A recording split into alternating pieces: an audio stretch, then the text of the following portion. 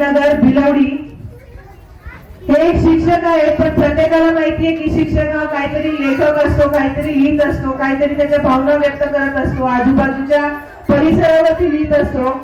तशीच आमच्या या सरांना खूप म्हणजे माझ्या मिस्टरांची ते खूप क्लोज फ्रेंड आहेत.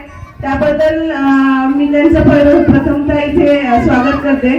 आणि यांच्यामध्ये इतक्या कला आहेत, त्या कलांना ते स्वतः एक्सपोज करतात आणि आपल्या आजूबाजूच्या ज्या घडणाऱ्या घडामोडी आहेत त्यावरती ते सुंदर साहित्य लिहितात.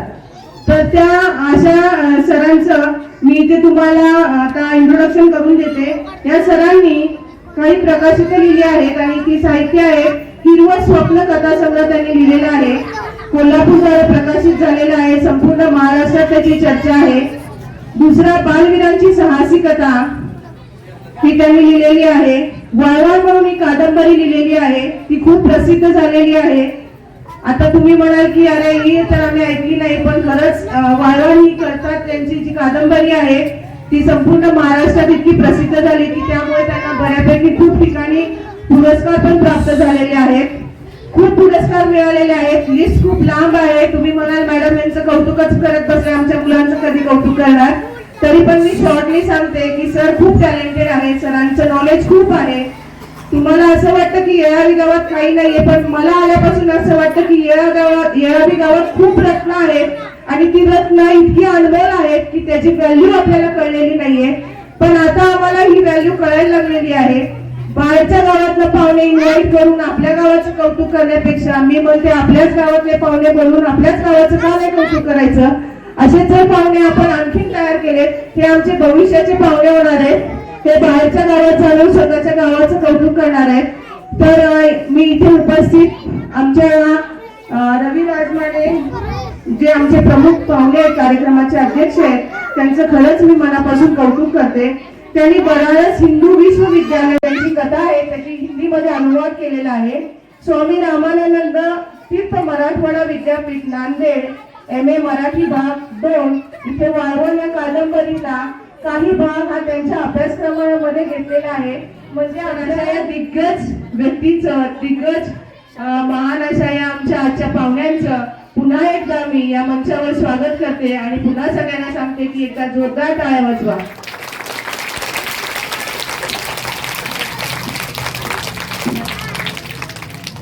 त्याचबरोबर आज आमच्या कार्यक्रमाला लाभलेले आमचे दुसरे पाहुणे आहेत सचिन राजेंद्र गुरव सर. सचिन सुरेंद्र गुरव सर हे BE ME MTech आहेत. यांनी सध्या PhD डिग्री प्राप्त केलेली आहे आणि मागचा एक असाच आमच्या शाळेचा छोटा कार्यक्रम झालेला, पहिलीच पालक सभा झाली होती, त्या पालक सभेमध्ये आम्ही त्यांचा सत्कार देखील केला होता. तर असे हे आमचे सचिन सुरेंद्र गुरव हे शरद इन्स्टिट्यूट कॉलेज इचलकरंजी येथे प्रोफेसर म्हणून कार्यरत आहेत. तर असे एज्युकेटेड, समंजस, खूप सॉफ्ट स्वभावाचे हे आमचे आजचे पाहुणे आहेत. तर त्यांचं एकदा टाळ्यांनी स्वागत करा. सदैव लाभलेले आमचे पाहुणे, आमचे जवळचे, तुम्ही म्हणाल मॅडम नेहमीच असतात, पण हे पाहुणे आम्हाला नेहमी एन्करेज करत असतात. हे आमचे पाहुणे नाहीयेत तर घरचेच आहेत. तर या अशा आम्हाला नेहमी आधार देणारे बाळासाहेब जाधव हे रयत शिक्षण संस्था येथे हेडमास्टर म्हणून रिटायर झाले.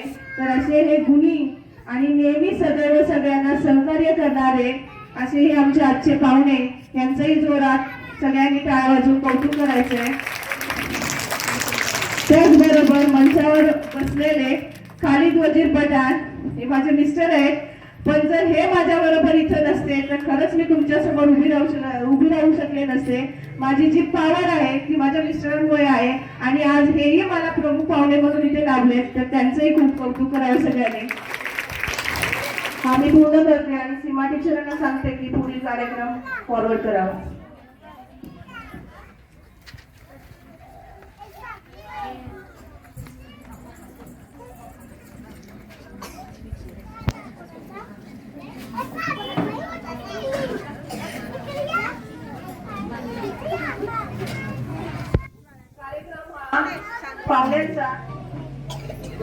त्यांना आमच्या पठण मॅम छोटस रोपटं ज्याचं उद्या मोठं असं झाडामध्ये रूपांतर होणार आहे. आणि मला असं वाटतं की त्या रोपट्याची आमच्या पाहुण्यांनी खूप अशी काळजी घेऊन ते सदैव आपल्या स्कूलसारखं फुलत राहावं अशी मी अपेक्षा करते.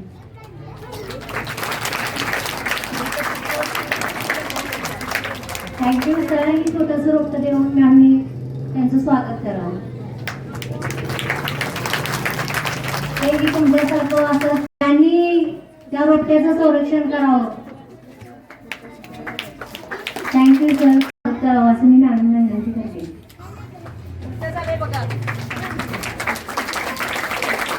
कार्यक्रमामध्ये कारण आम्ही मोस्टली इंग्लिशमध्ये सगळ्या गोष्टी बोलत असतो, पण आज मराठीत बोलण्याचा एक अनुभव माझ्यापुढे या कार्यक्रमामुळे येते. ऍक्च्युअल मुलांची क्युरियोसिटी बक्षीस घेण्याची जास्त आहे. त्यांची चुळबुळ पाहता, कारण घरातूनच निघताना त्यांची अशी चुळबुळ होती की काहीतरी मला मिळणार, आणि त्यांची ऐकण्याची मनस्थिती नाही आहे, पण बक्षीस घेण्याची चुळबुळ जी आहे ती खूप आहे. त्यामुळे मी जास्त वेळ न घेता ऍक्च्युअल काही गोष्टी मी मुलांना आणि इथं जवळपास असणाऱ्या पालकांना संबोधून बोलेन. जसं मॅडमांनी सांगितलं मगाशी की आपल्यातलीच ही रत्न कदाचित येणारी गावचं नाव लौकिक करतील, तर अशी अपेक्षा आपण आपल्या ग्रामदैवत सिद्धेश्वर चरणी प्रार्थना करतो की अशीच रत्न आपल्या गावातून होत. जसं मॅडमांनी रायझिंग स्टार एज्युकेशन सोसायटी, जे रायझिंग स्टारचं मिनिंग असेच स्टार या मुलांच्यातून उत्पन्न होत वर्षोवर्षी काहीतरी स्टार्स या मुलांच्या मधून दिसत जाऊ. मी पालकांना संबोधून एवढंच सांगेन की बऱ्याच वेळा म्हणजे एक गोष्ट मी आवर्जून सांगू इच्छितो इथं की दोन भाऊ असतात, सख्खे भाऊ जे वेगवेगळे राहत असतात. एक भाऊ काही कारणास्तव एका भावाकडे आलेला असतो आणि एक भाऊ पूजा करत असतो. एक भाऊ पूजा करत असतो, तर त्याच्या मुलाला तो म्हणजे त्याचे काका विचारतात की कुठं आहेत पप्पा, तर ते म्हणतात पूजा करतात. तर ते म्हणला की किती वेळ लागेल, तर तो म्हणला अर्धा तास. ठीक आहे, मग त्यांचं खड्डे खणायचं काम होतं, शेतात घर होतं. तर तो भाऊ म्हणला ठीक आहे, अर्धा तास काय करायचं, तर आपण एक खड्डा खणू. ठीक आहे, अर्ध्या तासानं ते म्हणला भावाबरोबर बोलायचं आहे, जाऊया, झाला असेल काम. तर गेला, तर तो म्हणला अजून किती वेळ लागेल, तर ते म्हणले अर्धा तास. तर आता कुठल्या देवाची पूजा, तर ते म्हणले विष्णूची पूजा. मगाशी कुणाची होती, तर विठ्ठलाची चालू. ठीक आहे म्हणला, अर्धा तास अजून वेळ आहे. तर ते अजून एक शेतात गेले आणि अजून एक खड्डा केला. परत तिसऱ्यांदा आले, तर विचारलं आता काय करायचे, तर ते म्हणले पूजा करा. असं 1.5-2 तास झाले, तर त्यांची पूजाच चालू. मग पूजा झाल्यानंतर 2 तासानंतर तो भाऊ आला आणि म्हटला की अरे एवढे खड्डे कशासाठी. तर तो भाऊ म्हटला की मी पाणी कुठपर्यंत लागतंय हे चेक करत होतो. मग तो भाऊ म्हटला की बाबा एकच खड्डा खोलवर काढला असता तर पाणी लवकर मिळालं असतं ना, एवढे खड्डे काढायची गरज काय. तर त्या जो शेतकरी भाऊ होता त्याला उपदेश केला की एकाच देवाची प्रार्थना कदाचित तू 2 तास केली असतीस तर कदाचित देव प्रसन्नही झाला.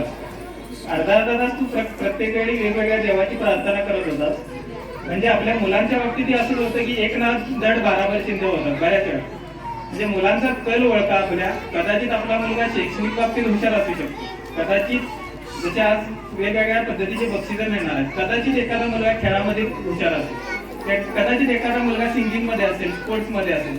तर हे आत्ताच कलागुण ओळखा आणि त्या कलागुणांना साथ द्या. कारण बऱ्याच वेळा महाराष्ट्रामध्ये बऱ्याच आत्महत्या होतात. का होतात, तर आपण आपल्यासारखी लोक त्यांच्यावरती शैक्षणिक आपलं जे ध्येय आहे ते आपण त्यांच्यावर लादलं जातं. त्यामुळे मेडिकल इंजिनिअरिंग मध्ये जास्त आत्महत्या होतात. तर असं न होता आपल्या मुलाचा गुण ओळखा. मुलाच्या बाबतीत दुसऱ्या मुलावर प्लीज कंपॅरिझन नका करू. कदाचित आपला मुलगा दुसऱ्या कलागुणामध्ये चांगला असू शकतो. तर हे सर्व मला तुमच्या पालकांना संबोधून सांगायचं होतं. तर असेच तुमची रत्न जशी मॅडम म्हणाल्या तशी रत्न या गावातून तयार व्हावी. जसं मॅडमांनी मी सकाळीच वाचलं जात होता रायझिंग स्टार सोसायटी, तर असेच स्टार त्या शाळेतून तयार व्हावेत अशी मी या मॅडमांना आणि त्यांच्या स्टाफना माझ्यातर्फे ग्वाही देतो की कदाचित एज्युकेशनच्या बाबतीत काही मदत लागली तर मी माझ्या परीने जी मदत करता येईल ती मी कधीही तयार असेल अशी ग्वाही देतो आणि मी इथं थांबतो. जय हिंद. जय महाराष्ट्र.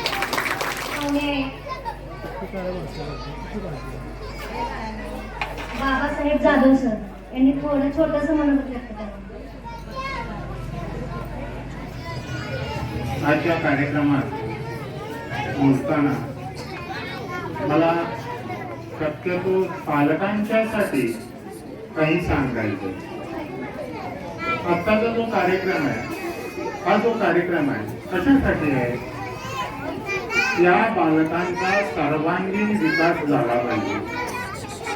शारीरिक विकास, बौद्धिक विकास, मानसिक विकास, सर्व बाजूने विद्यार्थ्यांचा विकास झाला पाहिजे. हे शिक्षणाचं ध्येय आहे.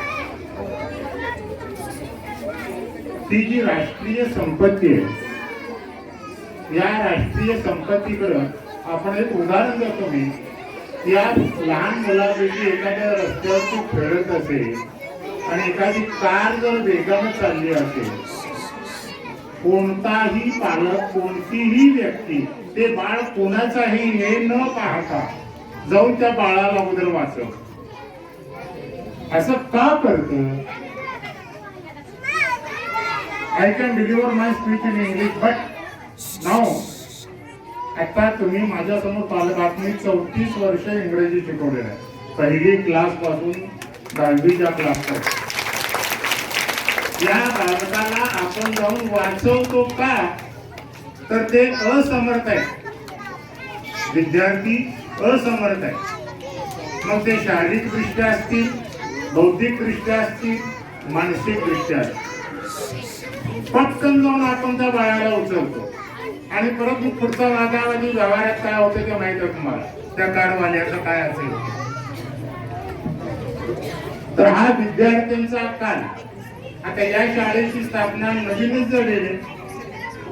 एक आपल्याला माहित आहे, कोरोनाचा काळ जवळजवळ 2 वर्षाचा झाला.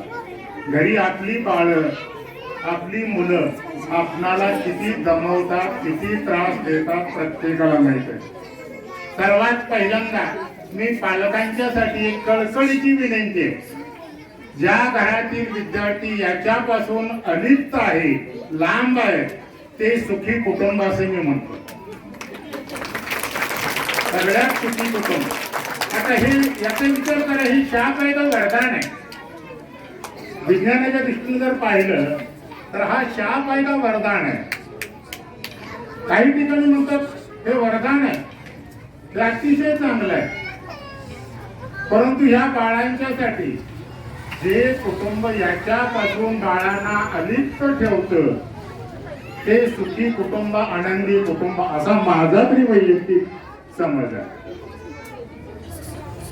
आता मी पाहतो या ठिकाणी बरेच विद्यार्थी, या शाळेतील विद्यार्थी आताची घडी बसलेले.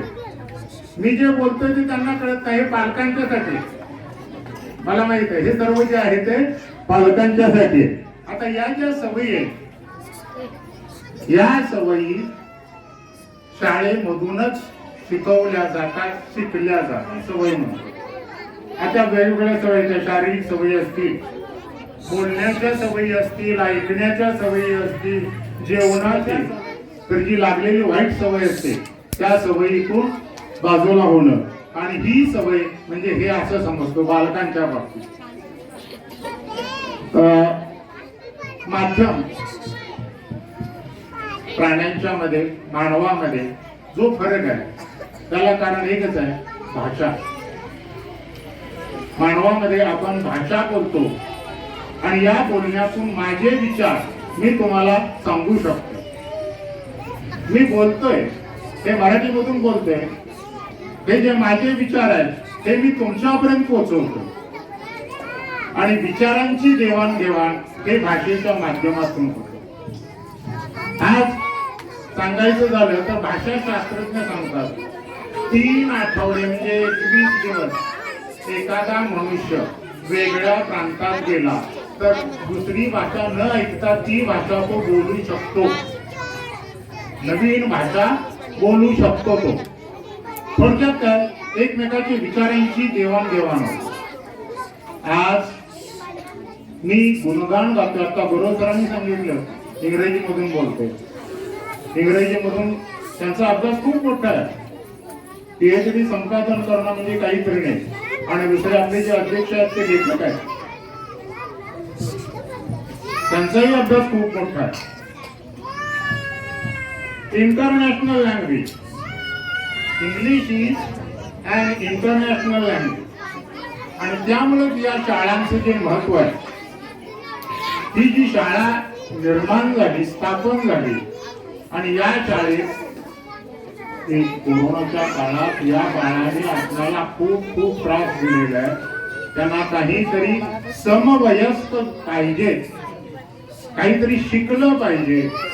म्हणून पालक या ठिकाणी मी पाहतो दररोज प्रत्येक पालक आपल्या पाल्याला थोडक्यात सांगतो, हे जे बसलेले आहेत ना, सर्व जगजेचे आहेत, सर्व शिकंदर आहेत, सर्व ताराराणी आहेत, सर्व जिजामाता आहेत, सर्व नाही, प्रत्येकाचं बाळ, प्रत्येक हे लहान मूल भव्य दिव्य आहे. आणि यांची काळजी आपण सर्वांनी घेतली पाहिजे. यात सांगायचं आहे थोडक्यात, विद्यार्थ्यांना वळण लावण्यासाठी शिक्षा हे माध्यम नाही, शासन हे माध्यम नाही. पालकांना एक विनंती आहे कळकळीची, आपल्या कोणत्याही पाल्याला तुम्ही शारीरिक शिक्षा करू नका. कोणत्याही पाल्याला शिक्षा हे वळण लावण्यासाठी, सवय लावण्यासाठी माध्यम नाही. त्याला दुसरा मार्ग निवडा तुम्ही कोणताही. आणि या पालकांना चांगल्या सवयी लागून देत. मला खूप बोलायचंय, वेळेचं माध्यम आहे. आता महत्वाचं म्हणजे सांगितलं, वेळेची अडचण आहे. या ठिकाणी खूप बोलायचंय, बोलता येतं, परंतु वेळेचं भान ठेवून मी माझं मनोगत व्यक्त करतो. आणि पालकांना ज्या माझ्याकडून ज्या काही सूचना असतील, ज्या योग्य वाटत असतील, त्या त्यांनी स्वीकाराव्या अशी त्यांना विनंती करतो. आणि मी या ठिकाणी थांबतो. जय हिंद, जय महाराष्ट्र. मोबाईलचा वापर करायचा नाही. खरोखर मोबाईल हा शापच आहे. आपण पाहायला जातोय आणि दिसतंय, जे वापरतात त्यांना खरोखर माहीतच आहे मोबाईलचा कितपत योग्य आणि वापर जे करतायत त्यांनी सुद्धा किती वापर करायचा याचंही भान असलं पाहिजे. मान्य आहे, आता मोबाईलशिवाय चालतच नाही. तरी सुद्धा आता आम्ही आतुरतेनं वाट पाहत आहोत. मी बऱ्याच वेळा सरांचं भाषण, कथाकथन वगैरे ऐकलेलं आहे. सर खूप छान सांगतात. तुम्ही जर एकदा जर बसला तर उठणार नाही, एवढे सर छान बोलतात. आणि खरोखर सर, वेळ आपली अपुरी आहे, आपल्याला वेळ थोडाच आहे, तरी त्यातून थोडंसं मनोरंजन व्हावं अशी माझी अपेक्षा आहे. आणि सरांना, राजमणी सरांना विनंती करते की थोड्या मोठ्या शब्दात आपलं मनोगत व्यक्त करावं. चॉकलेट पाहिजे काय? चॉकलेट पाहिजे? मी कॅडबरीचा बॉक्स आणलाय, पाठीमागे ठेवलाय. कार्यक्रम झाला की प्रत्येकाला एक देणार. खरं शांत बसायचं. मला कार्टून बघा आवडतं की नाही? कार्टून बघताय की नाही? नाही, थोडं मोबाईल मध्ये बघताय काय? नाही बघत. तू बघतो का? कसं चांगलं असते की नाही? ते जपानचं कुठलं कार्टून होतं ते फार फेमस आहे? सिंचन पण बघते की नाही? हा, बघायचं. खूप टॅलेंट आहे त्यामध्ये. इंग्लिश चांगलं सुधारतं, हिंदी सुधारतं, हे की नाही? पण आता कुणी बोलायचं नाही, कारण मी तुम्हाला जाताना काय देणार आहे? चॉकलेट. एवढं मोठं आहे, रात्रभर खायचं. आणि बोलवलं त्याबद्दल मी पहिल्यांदा पठाण मॅडम आणि त्यांच्या फॅमिलीला धन्यवाद देतो. खरं तर ज्यावेळी ही शाळा, ज्या दिवशी या शाळेचं ओपनिंग होतं, माझ्या मित्रांनी मला त्यावेळी बोलवलं होतं, तू आठवणीने ये. खरं थोडंसं कोल्हापूरला राहायला गेल्यामुळे मला त्यावेळी जमलं नाही. आणि मला खूप धास्ती होती भंडारे मॅडम की आपल्या गावामध्ये कोणतरी इंग्लिश मिडियम सुरू करतंय, तुम्ही सारखं रेकॉर्डिंग करणार तर मी बोलणार कसा, याची धास्ती होती. पण मला खूप अभिमान वाटतो खाली तुझा आणि पठाण मॅडमचा आणि तुमचा जो स्टाफ आहे. ही जेवढी चिमुकली 100 वर दिसतात ना, तर मी तुम्हाला हार्टली कॉंग्रॅट देतो. खूप उज्ज्वल भवितव्य आहे तुम्हाला. कारण मला माझ्या गावचा खूप अभिमान आहे. गावाला आहे की नाही मला माहित नाही, पण एक उदाहरण सांगतो तुम्हाला.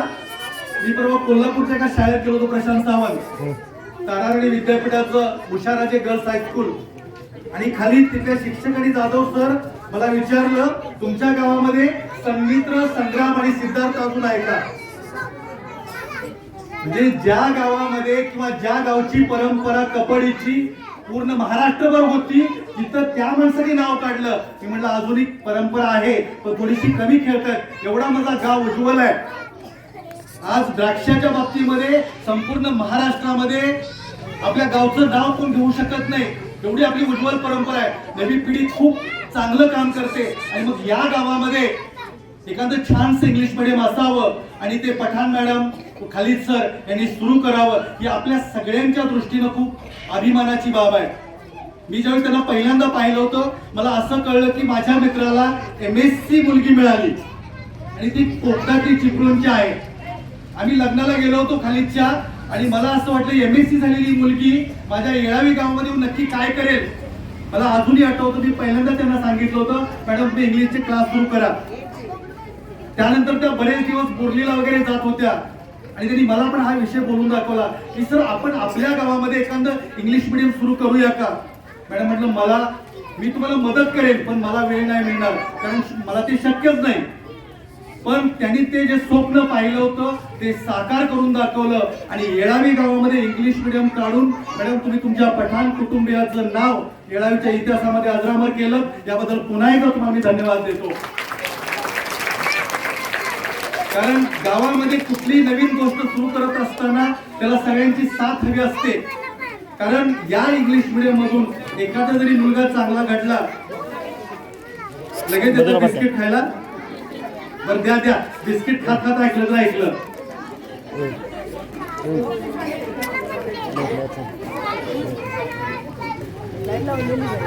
आणि मग येळावीमध्ये जसं खेळाचं एक स्थान होतं, एका चांगल्या हायस्कूलचं स्थान आहे, असं स्थान इंग्लिश मिडियमच्या माध्यमातून निर्माण व्हावं. आणि खरं तर कुठलीही सुरुवात करताना खाली मी तुला सांगतो की आपण शून्यापासून सुरुवात करतो. एक दिवस असा येईल की तुम्ही ऑल ओव्हर सांगली जिल्हा कव्हर कराल, की खूप चांगलं शिक्षण दिलं जातं. मी फक्त तुम्हाला एवढीच विनंती करेन पठाण मॅडम, तुमचा स्टाफ मला माहिती नाही, परंतु जो काही स्टाफ आहे, जो काही शिक्षक तुमच्यामध्ये शिक्षक शिक्षिका काम करतायत, त्यांना आपलेपणानं काम करू द्या. त्यांच्यावर कुठलाही दबाव, त्यांना ताण तणाव येईल असं कुठलंही वर्तन तुमच्या हात नाही झालं पाहिजे. आपोआप ही जी मुलं आहेत ही खूप छान शिकतील. कारण आज शिक्षण क्षेत्रामध्ये काय झालंय, आपण दुसऱ्याला असं बांधून ठेवू, यामध्ये काही लोकांना खूप मोठेपणा वाटतो. शिक्षकांना त्रास झाला पाहिजे, तो शिक्षक अस्वस्थ झाला पाहिजे आणि मग तो चांगलं काम करेल अशी अपेक्षा अजिबात तुम्ही बाळगू नका. ही जी मुलं आहेत यांना शिकवणारे शिक्षक आहेत, यांना फुल तुम्ही त्यांना जे हवं त्या पद्धतीने शिकवू द्या. बघा तुमची शाळा 100% रायझिंग स्टार होते की नाही. आणि मी इथं जमलेल्या माझ्या माता भगिनींना विनंती करतो की तुमचा जो मुलगा आहे, तुम्ही इंग्लिश मिडियमला घातलाय मला मान्य आहे, परंतु त्याच्यामध्ये काय स्किल आहे हे बघा. मी जवळजवळ 35 वर्षे 5वीचा वर्ग शिक्षक होतो आणि वर्गात गेलो, एकदा ग्राउंडवर नेलं की मला कळायचं कुठलं पोरग जास्त पळतंय, कुठला मुलगा जास्त लांब उडी मारू शकतो, कुठला मुलगा खूप चांगलं स्पष्ट बोलू शकतो, कुठला मुलगा खूप चांगलं गाणं म्हणू शकतो. आता गुरव सरांनी सांगितलं की त्या मुलामधलं जे स्किल आहे ते तुम्ही ओळखा आणि एक आई म्हणून तुम्ही जास्त ओळखू शकाल. तुम्ही जर सगळ्याच बाबतीत शिक्षकांच्यावर डिपेंड राहिला तर ते चालणार नाही. तुमचा मुलगा कशात पुढे आहे. आज मला अभिमान वाटतो, आम्ही बोलतो, याचा अर्थ आमची पुढची पिढी बोलेल असं नाही, परंतु मला जाणवलं की त्या मुलीला बोलता येतं म्हणून आम्ही मुलांना बोलायला शिकवलं. मी केवळ माझं सांगत नाही, पण मी ज्या शाळेमध्ये शिकवतो तिथलाही प्रत्येक मुलगा मी जिल्हास्तरावर गेलेला आहे. अगदी वक्तृत्व असू द्या, कथाकथन असू द्या किंवा अभिनय असू द्या, माझ्यापर्यंत जेवढं करता येईल तेवढं मी केलेलं आहे. तेच तुम्ही करा मॅडम. जरी तुमचं इंग्लिश मिडियम असलं तरी स्पीच देण्यामध्ये तुम्ही जिल्ह्यात पहिले आला पाहिजे, ऍक्टिंग मध्ये तुम्ही जिल्ह्यात पहिले आला पाहिजे, डान्स मध्ये तुम्ही जिल्ह्यात पहिले आला पाहिजे. आणि हे जे स्किल आहे हे लहानपणापासून द्या. आज ज्यावेळी आपण तुम्ही बरेचसे लोक बातम्या बघता, जी TV, आज तक, साम TV, आपण पाहतो त्या लेडीज काय काय ओरडतात, कशा ओरडतात आणि आम्ही त्यांचं ऐकतो. आज इथे मी पोस्टर पाहिलं की लेक माझी दुर्गा, आपण तेच पाहणार, पण आपली लेक दुर्गा कधी होणार हे आपण याचा विचार केला पाहिजे. आपण एखादा व्हिडिओ युट्यूबवर बनवला तर आपल्याला लाज वाटते, कसा फॉरवर्ड करायचा. आपली मुलगी बातमी सांगते तर काय वाटेल, मुलगी बातमी सांगते, अरे सांगू द्या, पूर्ण देशभर तिचा चेहरा दिसू द्या. नाही किती दिवस आपण घरात घुसमट सहन करायचे. माझ्या मुलीला बाहेर पडायचं नाही, माझ्या मुलीनं तेवढी बुलेट चालवायची, माझ्या मुलानं तेवढी किलोमीटर पळवायची, माझ्या मुलीनं स्कूटर चालवायची नाही. ते बंद करा. मुलींना सगळ्या क्षेत्रामध्ये पुढे येऊ द्या, कारण एक मुलगी शिकली तर ते पूर्ण कुटुंब शिक्षित होतं, लक्षात ठेवा. मी माझ्या आईचं उदाहरण देतो. ती अशिक्षित असून सुद्धा ज्यावेळी आम्ही मराठी शाळेत होतो त्यावेळी रोज जवळ बसवायची. तुला आज सरांनी गुरुजींनी काय शिकवलं. खूप चांगले शिक्षक होते जाधव सर, मला अजून आठवतं येळावीमध्ये माळी सर इंग्लिश खूप छान शिकवायचे. आज तुम्ही इंग्लिश मीडियम इथं सुरू करताय. आमच्या मळावर एक बीडीओ बापू होते, किती महिलांना माहिती मला माहित नाही, पण हे बीडीओ बापू उंचीच्या उंच 7 फूट होते. बरोबर तुम्ही पाहिलेत का, श्री सूर्यवंशी वडील. आणि ते बिचारे त्या काळामध्ये 5 रुपये फी घ्यायचे आणि 2 तास शिकवायचे. आणि नाही आलं तर डोक्यात एक लांबडी काठी असायची, टन मारायचे आणि रोज 10 शब्द पाठ करून सांगायचे. आज सरांनी सांगितलं मुलांना मारू नका, नाही मारलं पाहिजे, परंतु संस्कार आणि शिस्तीसाठी थोडा धाक मुलांना हवा आहे, लक्षात ठेवा. बापू एवढं चांगलं शिकवायचे की इंग्लिश मध्ये, आज जरी मी इंग्लिश स्पीच देत नसलो तरी इंग्लिश मध्ये मला 10वीला त्या काही 86 आहेत आणि गणितामध्ये सर 52 आहेत, कारण आम्हाला गणित कुणी शिकवलंच नाही. मी कुणा आरोप करतो अशातला भाग नाही, परंतु जर मुलांचं गणित चांगलं व्हायचं असेल, इंग्लिश चांगलं व्हायचं असेल, हिंदी चांगलं व्हायचं असेल तर त्याला कार्टूनचे चॅनल बघू द्या. इंग्लिश चांगलं व्हायचं असेल इंग्लिश चॅनल लावा. गणिताची तर अगदी लहानपणापासून तयारी करून घ्या, कारण एकदा कच्चं राहिलं की पुढे तुम्ही काही जरी केलं तर तो मुलगा त्यामध्ये सक्सेस होत नाही. आज खरं तर नको, तुम्ही खूप लहान आहे, तुम्हाला सांगितली असती. सांगू गोष्ट, सांगू. एक छोटा मुलगा असतो काय बघा, तुमच्यासारखा असा गोरा गोरा पान असतो आणि कब्दूल असतो, त्याचे बाल बिल असे वर आलेले असतात काय. मग तो आमच्या शाळेत होता, तुमच्या एवढा छोटा. मग मी त्याला काम सांगितलं. काय सांगितलं, मला एक बिस्किटचा पुडा आणून दे. आणि त्याला किती रुपये दिले, 5 रुपये दिले. किती दिले, 5 रुपये दिले. बघा तो दुकानात पळत गेला. तुम्हाला मराठी येते ना चांगलं, तर तुमची शाळा इंग्लिश, आम्ही बोलणार मराठी, सगळ्यात पट्ट्या बोल. मराठी येते लोकांना. हा, मग तुम्हाला सांगतो 5 रुपये दिले आणि तो मुलगा पळत गेला दुकानात. आणि त्या दुकानात काही म्हातारी होती हो, त्या म्हातारीला काही दिसतच नव्हतं. मग त्या म्हातारीला त्याने 5 रुपये दिले आणि 2 पुढे ठेवले आणि हा पट्ट्याकडे 2 पुढे घेऊन पळत होता आला आणि मला म्हटलं सर तुम्हाला 2 पुढे. मी म्हटलं मी तर तुला 5 रुपये दिले होते, तू 2 कसे काय आणलेस. सर म्हटला मी 1 पळवून आणला, आजीला फसवलं. मग तिने मी त्याला म्हंटल अरे बघ समज तुझ्या आईचे 5 रुपये पडले असते तर. मग लागला रडायला, पुन्हा नाही असं करणार. मग म्हटलं असं कर, 1 पुडा आजीला परत नेऊन दे. त्यानं काय केलं माहितीये का, 1 पुडा आजीला परत नेऊन दिला बिस्किटाचा आणि म्हणाला आजी तुमच्याकडून चुकून 2 आले, 1 परत द्यायला आलोय. मग आजीने की नाही त्या मुलाला जवळ घेतलं आणि तुमच्यासारखा मुलगा असा तोंडाने हात फिरवला आणि फोटो फडाफडा मोडली आणि कशी म्हणते तुझ्या मम्माने किती चांगलं वळण लावलं रे बाळा, तुला 1 पुडा फ्री घे. कळलं तुम्हाला. म्हणजे समजा चुकून जर कुणी आपल्याला 2 पुढे दिले तर कुणाचं फुकटचं काय घ्यायचं नाही. रोज काय करायचं, रोज अभ्यास करायचा, रोज गणित इंग्रजी वह्या पूर्ण सेपरेट घालायच्या. लक्षात आलं. त्यानंतर मॅडमचं सगळ्यांनी ऐकायचं. लक्षात आलं. आणि सगळ्यात महत्वाचं मी तुम्हाला सांगतो, मला अभिमान वाटतो दिल्लीच्या आम आदमी पार्टीचा. प्रशांत सावंत इकडे माहिती करणार, मला माहिती आहे.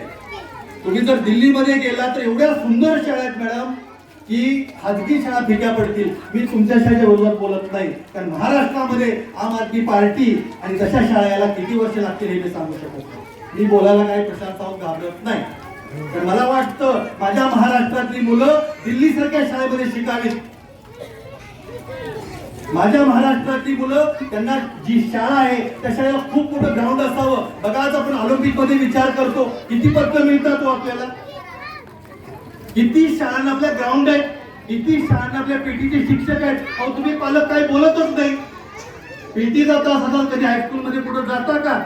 बाबा कुठल्या सरांनी त्याला गोळाफेक शिकवली का, थाळीफेक शिकवली का, ऍथलेटिक्स शिकवलं का, तुम्ही काय विचारत नाही. कसा तुमचा 10वी 12वी झालं की कोणीतरी सोनबाईवाड्यासारख्या याच्यामध्ये एखादा फौजी येतो आणि मुलांना पळायला लावतो, त्यांना स्वप्न दाखवतो, उद्या तुम्ही पोलीस होणार आहात, उद्या तुम्ही PSI होणार आहात. ही सुरुवात 5वी 6वी पासून झाली पाहिजे आणि हे कर्तव्य तुमचं आहे. आमचे पालक फक्त येतात तांदूळ किती किलो मिळतो, हरभरा किती किलो मिळतो, आणि त्या हरभऱ्या तांदळापेक्षा कुठल्या शिक्षकाने काय शिकवलं हे बघायला जावा महिन्यातून एकदा, तर तुमची मुलं घडतील. मी पुन्हा एकदा सांगतो की ही शाळा खूप चांगली चालव. खाली पठाण मॅडम, त्यांचं कुटुंब यांचं खूप मोठं त्यासाठी योगदान आहे. आणि सगळ्यात महत्वाचं, ही शाळा खाजगी आहे. खाली मी तुझ्या देखत सांगतो मॅडम की यांची जी फी आहे ना ती वेळेवर देत जावा, कारण एवढा मोठा स्टाफ लागतो, गाड्या आहेत, त्याला खर्च आहे, आणि हे सगळं तुमच्या फीशिवाय चालू शकत नाही. याचा अर्थ मी खाजगी शाळाचं भंडारे मॅडम समर्थन करत नाही. मी सार्वजनिक शिक्षण व्यवस्था जी मोफत आहे तिचंच समर्थन करतो प्रशांत सावंत. हे तुम्हाला मान्य करावं लागेल, कारण मी मराठी शाळेत शिकलो. आज ती परिस्थिती नाही, तरी पण थोड्यात माझी विद्यार्थी इथं बसली, मी आता बघितलं तिला. या शाळेला खूप चांगल्या शुभेच्छा देतो. पठाण मॅडमच्या जाऊबाई त्याही MSc आहेत, त्यांची साथ त्यांना नक्की असेल. एक लक्षात ठेवा, एकाने घडावरून भरत नाही, सर्वांनी साथ दिली पाहिजे. तुम्ही संपूर्ण कुटुंब जर यामध्ये उतरला तर तुमचा हात कुणीच सांगली जिल्ह्यामध्ये धरणार नाही, याची मी तुम्हाला ग्वाही देतो. आणि मला आज इथं खरं तर वाटतं तर स्टेजवर कोण असेल, जाधव सरला बघितला आनंद झाला, कारण माझ्या नोकरीच्या सुरुवातीच्या काळामध्ये त्याची माझी खूप चांगली मैत्री होती. त्यांच्या बहीण एक आमच्या शाळेत येत होत्या. आणि याच्यापेक्षा खूप आनंद काय झाला तर एक PhD झालेला मुलगा माझ्या समोर माझ्या बरोबर आहे, याचा मला फार अभिमान झाला. मला नेहमी वाटतं येळावीमध्ये जे पोस्टर लागतात त्यामध्ये सर्वांची लागावी.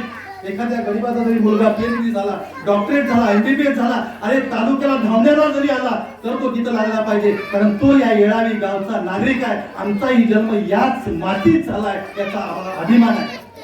आज महाराष्ट्रामध्ये मी जवळजवळ 400 ते 500 कार्यक्रम केले. पहिल्यांदा सांगतो की मी येळावी गावचा आहे, आणि मग माणसाला पडते की हे येळावी कुठं आहे, कारण मला माहिती आहे, मला अभिमान आहे, मी याच शाळेत शिकलो, याच मातीत माझा जन्म झाला, आणि याच मातीचं मी नाव जगभर सांगतो. खरं तर मला खूप अभिमान वाटतो. तुम्ही माझ्या एका कादंबरीचं नाव घेतलं की विद्यापीठाला आहे, येळावी गावातल्या एका लेखकाची कादंबरी विद्यापीठाला आहे. हे Rehana madam, Khalid Pathan, Gurav sir, Jadhav sir यांनी तुम्हाला कळलं तरी माझं मन सर भरून येतंय. आज मी जे लिहिलं ते कृतार्थ झालो असं मला वाटतं की माझ्या येळावी गावामध्ये कोणतरी म्हणतंय की या लेखकाची कादंबरी विद्यापीठाला अभ्यास करणार. मी काय लिहितो, माझ्या येळावी गावाबद्दलच लिहितो. मी काय लिहिलं, मी द्राक्षाची व्यथा लोकांना कळावी म्हणून लिहिलं. तुम्हाला आश्चर्य वाटेल, आपल्या गावामध्ये गुलाब हुसेन भालदार नावाचा मनुष्य आहे की ज्या माणसाला 35 फूट विहीर खोदली. जगाला माहितीये, याच गावामध्ये बिडिओ बापू होते जे सेवा म्हणून मुलांना शिकवत होते. याच गावामध्ये देवमामा नावाचा डोंगरेचा एक माणूस होता, मोडलेला हात सरळ करायचा, सर्वांना माहिती आहे. याच गावामध्ये चिमा नावाचा एक शिपाई होता जो संपूर्ण गाव लोटायचा. अशा माणसांना मी उजेडात आणलं, तर मला माहिती आहे की या मातीतली सामान्य माणसं होती, आणि या सामान्य माणसांना न्याय देण्यासाठी मी लिहितो. मला खरं तर खूप या ठिकाणी बोलायचं होतं, कारण ही लहान मुलं आहेत. तुम्ही सर्वांनी माझं ऐकून घेतलं, आणि मला अभिमान वाटतो की मी येळावीचा आहे. तुम्ही मला इथं बोलवलं. खूप चांगली शाळा चालवा. मी तुम्हाला मदत काय करणार नाही, पण तुमच्या पोरांना बोलायला शिकवेन, तुमच्या पोरांना ऍक्टिंग शिकवेल, तुमच्या पोरांना डान्स शिकवेल, तुम्ही जे म्हणाल ते शिकवेल. फक्त तुम्हाला इतर काय मदत होणार नाही, कारण मी एक सामान्य लेखक आहे. त्याचा मला पुन्हा एकदा अभिमान वाटतो. तुम्ही सर्वांनी माझं ऐकून घेतलं. पुन्हा एकदा शेवटी एकच विनंती करेन, तुमच्या मुलाचं तुमच्यावर, तुमचं लक्ष तुमच्या मुलावर असलं तरच तो घडेल, अन्यथा शिक्षक फक्त घडवतील या भ्रमात राहू नका. दररोज लक्ष द्या, दररोजचा दररोज अभ्यास बघा, वह्या दररोज बघा. हे जर तुम्ही केलं, आणि सगळ्यात महत्वाचं जगामध्ये काय चाललंय याचं मुलांना नॉलेज द्या. शेवटच्या टीव्हीवरच्या बंपक मालिका बघू नका. मुलांना CNN channel, BBC international news channel जगामध्ये काय चाललं हे कळू द्या. नका हे आपला जो मीडिया आहे मी उघडपणे बोलतो, हा मीडिया चुकीचा तुमच्या मनावर बिंदवायला लागलाय. हे तुम्ही काढा. तुमची मुलं IAS होऊ द्यात, UPSC होऊ द्यात, MPSC होऊ द्यात, येळावी गावचा तहसीलदार होऊ दे, कलेक्टर होऊ दे, फार मोठा वक्ता होऊ दे, लेखक होऊ दे, झाला तर एखादा चांगला पोलीस होऊ दे आणि त्यांना महाराष्ट्रभर सांगावं मी येळावी गावचा आहे. एवढंच बोलून मी या ठिकाणी थांबतो. धन्यवाद मॅडम. आलेलं नाहीये आणि इथून पुढच्या कार्यक्रमामध्ये आम्ही तुम्हाला नक्कीच बोलवणार आहे. आणि मी स्टाफच्या वतीनं अशी ग्वाही देते की आमच्या परीनं मुलांचा जो सर्वांगीण विकास असणार आहे तो पुरेपूर आम्ही 100% देण्याचा प्रयत्न करणार, जेणेकरून कोणताही मुलगा तुम्ही म्हटलं तसं ज्याच्याकडे 100% आम्ही प्रयत्न करणार आहोत. आणि खरोखर हे आजचे आमचे विद्यार्थी उद्याचे कोणी काही एखाद्या गोष्ट मोठ्या मुद्द्यावर असतील त्या पद्धतीने आम्ही प्रयत्न. आपण ज्या आतुरतेने वाट पाहणार आहोत तो कार्यक्रम म्हणजे बक्षीस वितरण सोहळा. आपल्या छोट्या चिमुकल्यांनी ज्या स्पर्धेमध्ये भाग घेतलेला होता, पळता येत नव्हतं तरी सुद्धा पळत होते आणि पळता पळता पडले आणि त्याच्यातून जे स्पर्धक झाले असे सर्व विद्यार्थी जे स्पर्धक आहेत, जे सहभागी आहेत, त्या सर्व विद्यार्थ्यांचं मी प्रथम अभिनंदन करते. आणि त्या मुलांचं आता पठाण मॅम त्या मुलांना आपण छोटासा बक्षीस द्यायचं आहे. की एवढी मुलं असतात की स्पोर्ट कॉम्पिटिशन घेताना आम्हाला वाटतं की नाही सगळ्याच मुलांना पहिला नंबर द्यायला पाहिजे, पण हे शक्य नसतं. शेवटी ही स्पर्धा आहे, स्पर्धेत विजेते असतात, हारणारे असतात, पण ही मुलं आहेत त्या मुलांना वाईट न वाटायला पाहिजे यासाठी आम्ही सगळ्यांना पार्टिसिपेटिंग एक सर्टिफिकेट देणार आहोत. त्याचबरोबर आमच्या येळावी गावातले सुपुत्र मी सांगते ना एक रत्न खूप आहेत, पण त्यांची नावं बियर किती कमी आहेत, त्यांची स्तुती करा किती कमी आहेत. असेच एक रत्न आहेत अभिजित राजेंद्र पाटील.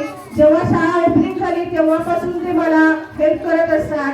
ऍडव्हर्टाइजमेंट असेल स्कूलची किंवा युट्यूबला व्हिडिओज पाठवायचे असतील, फोटोज डाउनलोड करून पब्लिसिटी जरी करायची असेल, मुलांचं कौतुक करायचं असेल तर ते आवर्जून करत असतात.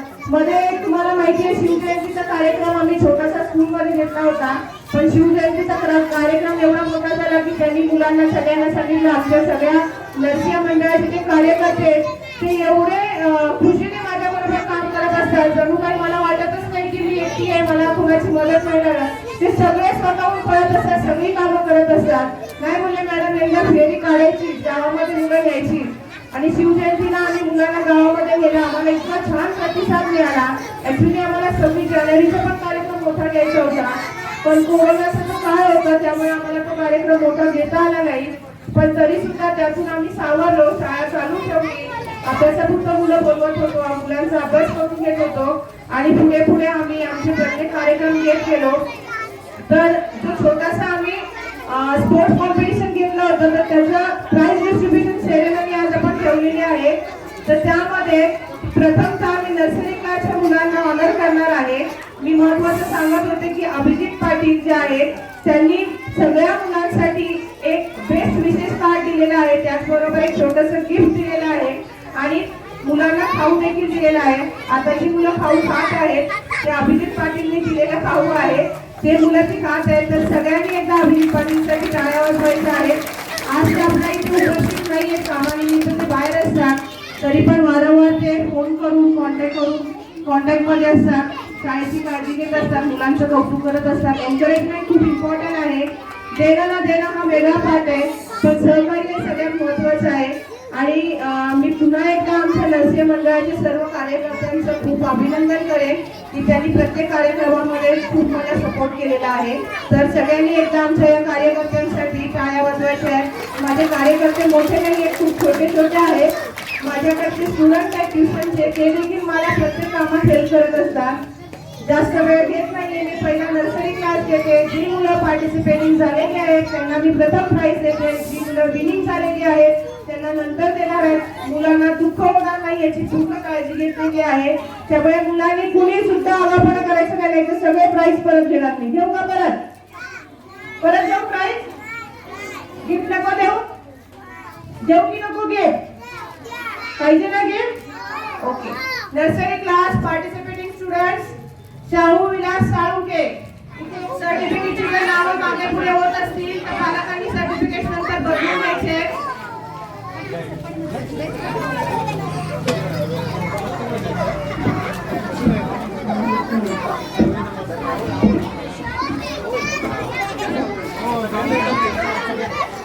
सिक्वेन्स आहे पार्टिसिपेटिंग आहे.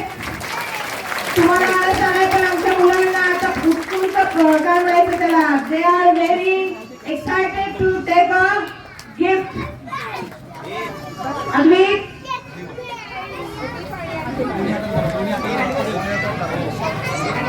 आरव सचिन चव्हाण.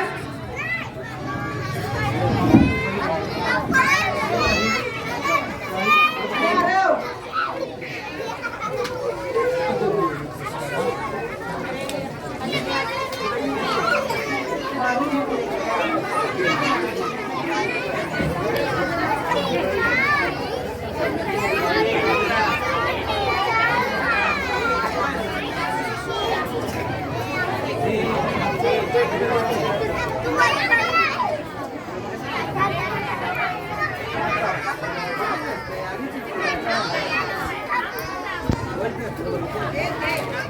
नेक्स्ट झालं सर. राजवीर श्रीकांत पाटील उभं राहायचं. So one more time, congratulate.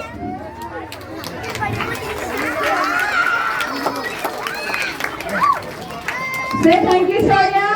छान बसणारा असा हा आमचा अद्वित. सगळ्यांनी टाळ्या वाजवा अद्वितसाठी. अनुसुद्धा सर जायचं नाहीये. Amol sir first in block jump and first in running 3 event मध्ये फर्स्ट रँक घेतलेले आहेत. तर सगळ्यांनी टाळ्या वाजवा. पालकांनी बसायचे. पालकांचं रिफ्रेशमेंट द्यायला चालू करा. विराचा रोहित पाटील. विराला बघितल्यावर बघा तुमचं बालपण आठवतंय का? She is the very smallest girl in our school. She is very naughty, very thin, very beautiful, very innocent. Veeracha Rohit Patil. She achieved the 3rd rank in drop jump. झाले photo session?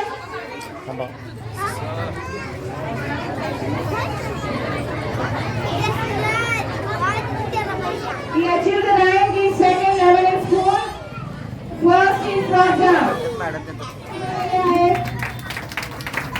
पाडव्याच्या दिवशी मुहूर्त आहेत. तर पहिली दुसरीच्या admission साठी आपल्या जवळपासच्या जर पालकांची मुलाची मुलं असतील तर त्यांची नावं सांगायची आहे. त्यांनाही शाळेबद्दलची माहिती द्यायची आहे. पालकच आमची ऍडव्हर्टाईज आहेत आणि तुम्हीच आमची शाळा, तुम्हीच तुमच्या शाळेला यशाकडे न्यायचं आहे. जास्त वेळ घेतल्याबद्दल तुमची क्षमा घेते. पण कार्यक्रम लहान मुलांचा आहे. वेळ होतच असतो आणि वेळ होतच जातो. तुमचा आपला दुसऱ्या दिवशीचा जो कार्यक्रम आहे 31 मार्चचा